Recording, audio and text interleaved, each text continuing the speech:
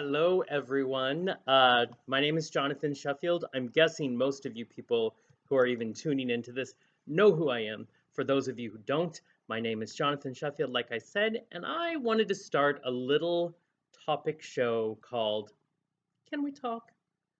I think that's important right now as most of us are locked down, although we're not supposed to say locked down, but we are in limited social access. I am in California. We did started this about 2 weeks ago. I know Washington just joined yesterday, and Oregon either yesterday morning or the day before that. Anyways, the reason why I'm doing this is I have been in radio and broadcasting for about 7 years, and for about 20 years um, I was in entertainment. So I don't know what to do with myself. So what's been happening is I've been getting a lot of people sending me notes asking about anxiety, asking about fear, talking about fear, and how that is gripping them in the midst of all of this. And I thought I love to talk and babble. I have a lot of good friends and connections I've made throughout radio and podcasting, and I thought maybe I'll see what I can say, and hopefully it will help you. I will tell you that I have spoken to some therapist friends of mine that had been on our show over the past 7 years. I've talked to them about these things. The thing to remember right now is fear is natural. It is our brain's way of protecting us. Uh, the brain is can be very primitive, and in its one purpose is to make sure you are okay. Fear is a big way the brain can do that. The problem is it is not always helpful. So we have to think through the process of what can we do to battle this instinct, this primal instinct to hunker down, be afraid, and be paralyzed in this. The reason I decided to do this has nothing to do with me knowing the answers. I am a very emotion based human. I am very creative. I also have had an interesting life. Due to some of those interesting things, fear tends to be my knee jerk reaction. And fear for me freezes me in place. And I know that's not how we're going to get through this. So I wanted to share some of my conversations I've had with my friend Damon L. Jacobs. He is a therapist out of New York City. Also wrote some really good books. Uh, Absolutely Shouldless, which I think we're all in the should area. How should I react? Uh, we're all worried about what the right thing to do is. And honestly, there is no right thing, but I just want us to do what is best and healthy for us. And he also wrote Rational Relating. So if you want to check those out, they're pretty good. He's a really great guy. This is what I would say. I am coming from a place of authenticity. Most of the time, I sit in my room in the midst of a bunch of boxes. I recently moved. I became afraid to unpack because I don't know what the future brings. Every day there's a new announcement. What if I can't afford to be here? So my brain freezes me. It's like someone hit pause and I can't do anything. It's like I can look around and I'm aware of my surroundings, but nothing moves. Um, we're going to talk about that in future episodes. I want to talk about negotiating with our brain. But for now, I want you to know I comment this because I get it and I understand. And because I operate so easily in fear, I have to take the initiative to find those coping skills and go outside of what my normal comfort is to force myself to find the positive instead of getting buried by the negative. That is not easy right now. And I know that. So I do these can we talks um, in hopes that this is a conversation and maybe through trying to figure it out myself, I can help those of you who have asked me questions or those of you who just happen to stumble across this weird guy in a hat and a tie doing these things. So I want to talk about coping. All of us at in some aspect are control freaks. Maybe some of us more than others. There's a mirror right beside me.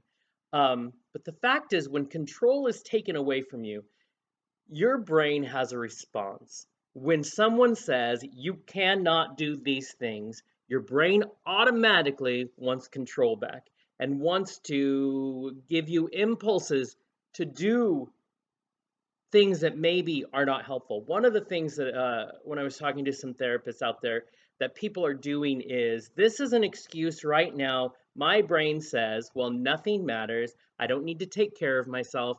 I don't need to have the healthy habits. I don't need to watch my eating. The fact is, even though the new normal is different for right now, we must care for ourselves. I am a diabetic. I came out as a diabetic, probably about 7 years ago when I wrote an article for a magazine. It's not easy, but at the same time, I realized, oh no, what am I going to do? I would much rather eat pasta all day, watch TV, and put all life on pause. But first of all, that's not helping me mentally. Second of all, what happens when this is done? Because no matter what, how this ends and what comes in the future, this is going to see its stopping point. And then we have to move on with life. But if I have screwed myself over because I have eaten pasta and all of these things, and so my blood sugars are crazy, that causes so many other issues.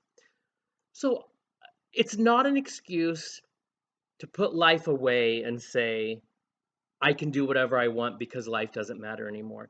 The fact is, there are consequences to everything. And although it's easier to do the things like to drink wine from 8 a.m. to 10 p.m. That sounds like a great idea. Uh, but it's for me, it's not a great idea. For me as a diabetic, I can enjoy wine, but I have to be aware of what can happen. So it's important that you understand the tools that you have around you, that you begin to understand that you are still sacred, that self is sacred here, and we still must take care of ourselves. And we can't get out of the routine of doing that. Routine is a big deal for our brains, it keeps us in check. Well, right now, most of our routines are pretty messed up. We like to say that, we talk about kids and not having routines, but the fact is, adults and not having routines can be just as damaging. So, one of the suggestions therapists have made is to go to bed at the same time and get up at the same time every day. Give yourself that schedule. When I get up in the mornings, I make a list. I need to have structure because I know how I am without it. Yes, there's grace in my structure, but I would suggest if you want to look at what I do that's helped me stay sane, and if you know me, I'm a little crazy, this is helpful. Um, a list in the morning. What would I like to accomplish today? So I start with that. That gives me some bullet points that keeps my day on a track. I would suggest doing that. I also, listen, I get a little sentimental and kind of what would my brother call it? Woo woo. Um, I start my day with remembering what I'm thankful for. So I'm going to list 10 things every day to get my brain in a more positive mindset. I check in with friends and loved ones, whether that's a text or whether that's a phone call or I use a video messenger with some of my friends. It is a way to connect when we're not allowed or we cannot get together physically at this time. We are humans, and so we are social creatures. It's hard when you remove the socialness from it. But remember, every definition does not have to be as hardcore. Social in our brains automatically means in a group or going to coffee, but social doesn't need to mean that. It can be this video with you. It can be people talking on the phone or texting. My mom says the other day that she's not thankful for this, but she is thankful that I call her much more often. So things that I need to remember, do that. Take Dr. Andrew Weil is an amazing man, and he always talks about taking a news fast. I think it's important right now. I'm not saying don't look at the news, but once a day, I do it about mid-morning. I try to see what the updates are about the world around me, and then for the rest of the day, I don't want to see that. If something big happens, I'm going to get a text about it. I'm going to get an email. Someone's going to tell you because this is not just affecting 12 people. But I think it's healthy if we can remove our brains for a second from constantly refreshing on what's the new update on coronavirus, you will go insane. You will get buried in fear. And we can't do that. So I suggest a news fast. Self-care. Do one thing for you that makes you happy once a day. That's what I do for me. I'll tell you, I got me a little mask. Okay, I got me 6 masks. I enjoy skincare. Give yourself a spa day. Drink that 1 glass of wine or whatever while you have your mask on watching Netflix. Do something that makes you feel good. I make a French press of coffee because coffee is my happy place. Um, and it's hard for me because coffee is social and I cannot be social right now. I can't go out, but I can have my coffee and I can talk to people. I have to say that Einstein had a really good quote that I'm trying to remember in this time, which is in the middle of every difficulty lies opportunity. I think this is a good time for us to delve inside us. I believe greatly in daily trying to be a better human than we were the day before. I think this offers us that opportunity. I know none of us have certainty for tomorrow. But if I choose to be afraid today, it doesn't change the outcome for tomorrow. Me being terrified and frozen in place and filled with anxiety doesn't change what tomorrow brings, good or bad, but it changes the way I feel through it all. I believe greatly that fear is a choice. I have made that choice 5 bazillion times in my life, and it is a struggle right now. But I decided I didn't want that in this. I would rather be a cheerleader to my friends, be a cheerleader to anybody who watches this, to lift people up, to connect with people during this time, instead of getting buried in I don't knows. There are a lot of I don't knows right now. And that's okay because it doesn't change. Wanting to know doesn't change the fact that you know. One of the things we must learn to do is to be kinder to ourselves. If we can be kinder to ourselves, that kindness can spill over to others. The fact is, millions of us around the world right now are afraid. We're scared. We don't know. But each of us has tools inside ourselves that can get us through this. Don't forget the power that you have inside. All of us have the power to find our way through. I want to say, as a creative person, I think the most important thing in the world is to create daily, create something. I've always lived by the fact that destruction only begets destruction. But in creation lies life. In creation is a building up of something new. We must find a way to build ourselves up and to build a beautiful community out of this, or the fear will be our destruction. I only do this video because I care about a great deal of people, and I hear from them and I hear their pain and I hear the uncertainty. I'm not an expert. I don't have all the answers.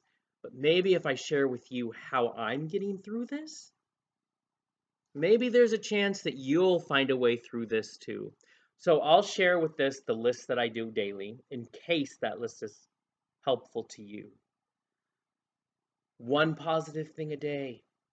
Check in with people. Write me a letter. I'll write you back. I do this because I understand, because fear is the choice I've chosen so long. I don't know what tomorrow brings, but I'm choosing to push through the fear into hope because that's all we have left. Love one another, care for yourself. We can do this together. That's all I gotta say. So until next time, we'll talk again.